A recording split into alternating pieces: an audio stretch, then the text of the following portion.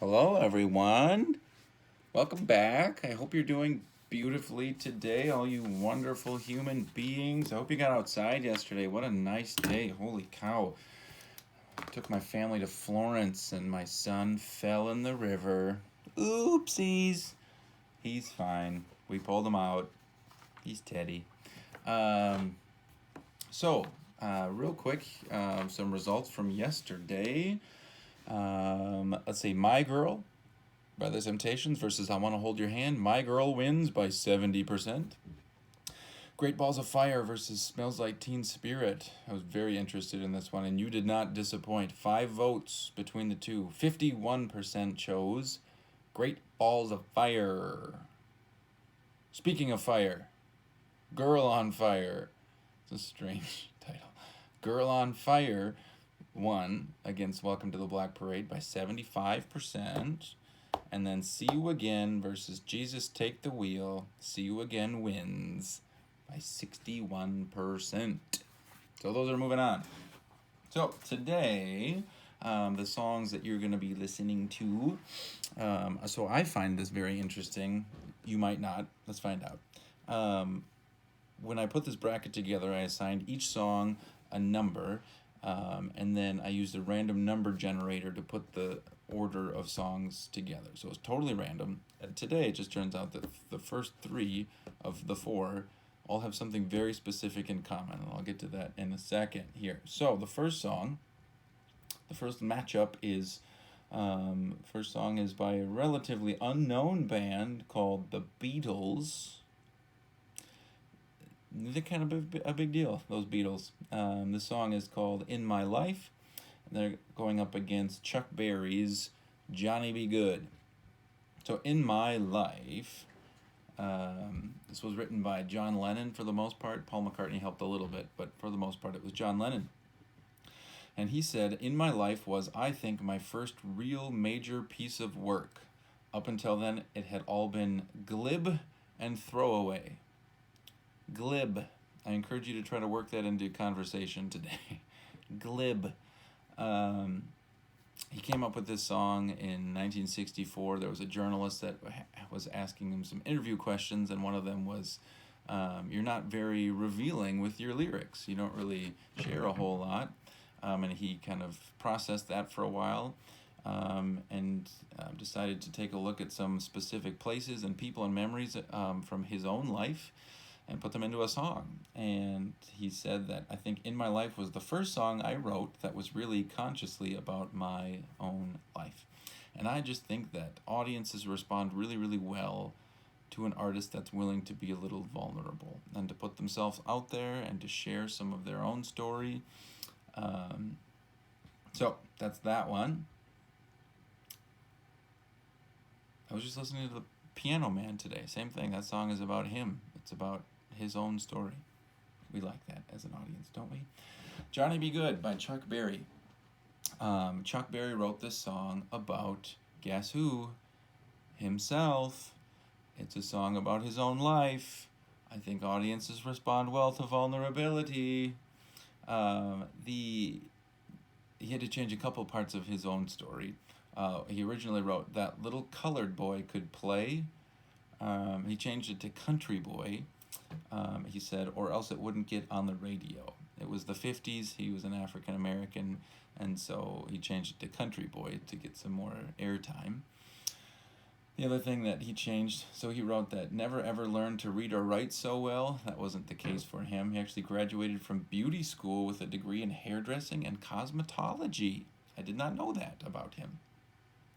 But other than that, the song is, it's just autobiographical. It's about a guitar player, basically, who all he has is his talent. He goes to the big city and he gets famous and all of that stuff. And by 1958, he was rock and roll's second most consistent hit maker after Elvis. But unlike Elvis, Chuck Berry wrote all of his own music. And Elvis actually said this about Chuck Berry. He said, I just wish I could express my feelings the way Chuck Berry does. And you get to see a really fun performance of Johnny B. Good today. I encourage you to watch it all the way through. it's in the 90s, so he's very old at this time, but he's still got it. He is such a stud. He can still sing. He still does his cool little dances when he's playing the guitar, and he just knows how to work a crowd. It's a yeah, just a natural performer doing his thing. He's performing with Bruce Springsteen and his band, so check that out. It's really fun.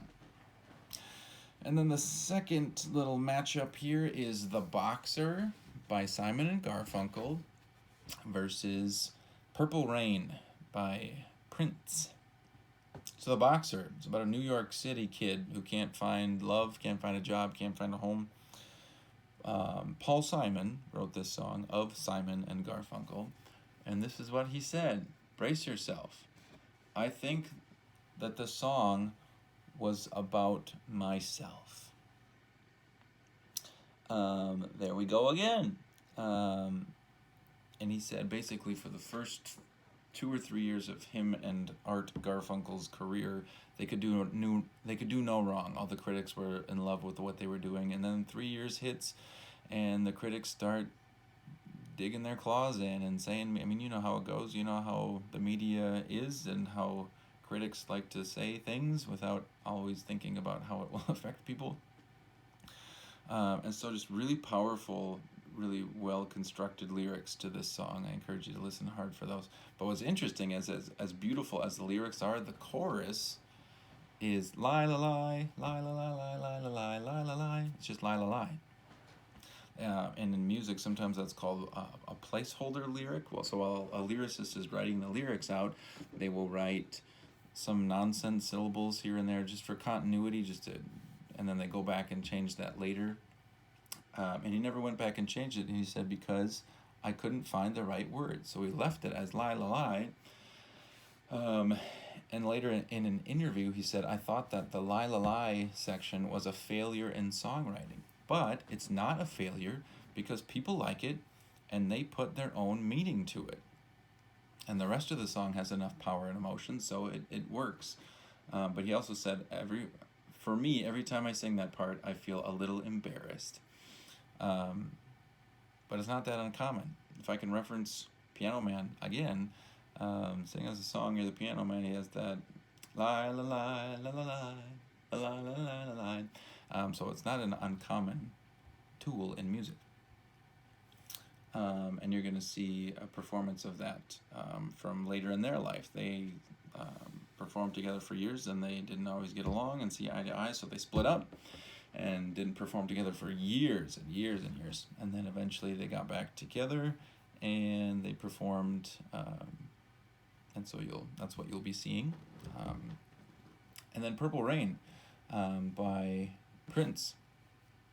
And I think I think we know a lot about Prince as Minnesotans, and I think we learned a lot more about him when he passed away a few years ago. But in my life, Beatles song, but in my life, I think that there are a few live performances that will always stick with me. And 2 of them are actually from Super Bowl halftime shows. One of them is by U2, when they performed Where the Streets Have No Name, the first Super Bowl back from 9/11. I'll never forget it, when lead singer takes his coat and opens it up and there's the American flag. It's just never forget it. And Prince performing Purple Rain at the halftime show while it is pouring rain. I think that'll stick with me forever.